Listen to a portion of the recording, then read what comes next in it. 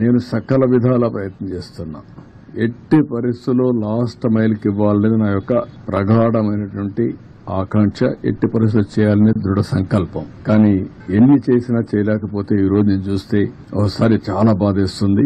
ఒక అతను 1 సంవత్సరం అబ్బాయి తీసుకొని వచ్చి ఏడుస్తున్న దగ్గరికి వచ్చి, నా భార్య వదిలేసి వచ్చాను ఈ పిల్లవాడి కోసం, వీడిని బతికించుకోవడం కోసం నేను భార్యను కూడా వదిలిపెట్టి ఇక్కడికి వచ్చాను, పలానా ఇంట్లో ఉంది, నా భార్యను తీసుకురండి అని చెప్పి ఏడ్చే పరిస్థితికి వచ్చాడు.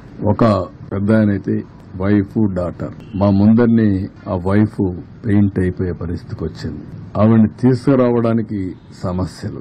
ముసలివాళ్లు నడవలేరు, బాగా వర్షపు నీళ్లు తడిచిపోయారు. తడిచిపోయిన తర్వాత బట్టలు కూడా లేవు, రోడ్డు మీద కూర్చునే పరిస్థితికి వచ్చారు. అవన్నీ చూసినప్పుడు ఎంత నిస్సహాయ స్థితిలో ఉన్నాం, ఎంత బాధాకరమైన పరిస్థితిలో ఉన్నాం అనే బాధ కలుగుతుంది. అందుకే ఈ రోజు మళ్లీ ఆలోచించాం.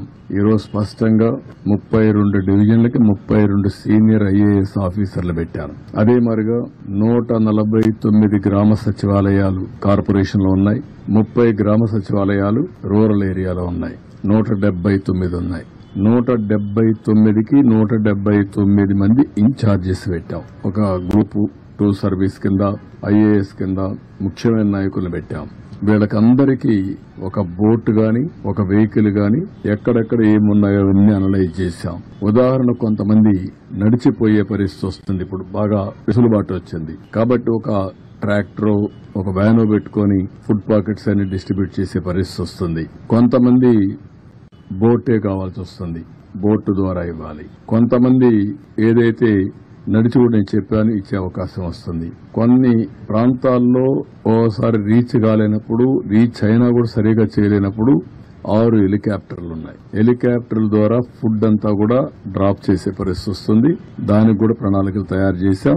రేపంతా ఒక 6 హెలికాప్టర్లు కూడా పనిచేస్తాయి. ఈరోజు కొత్తగా ఒక వినూత్నంగా ఏదైతే డ్రోన్స్ అన్ని ఒక 8 డ్రోన్స్ పెట్టి ఒక 10,000 మందికి ఫుడ్ పాకెట్స్ అందజేయగలిగాం.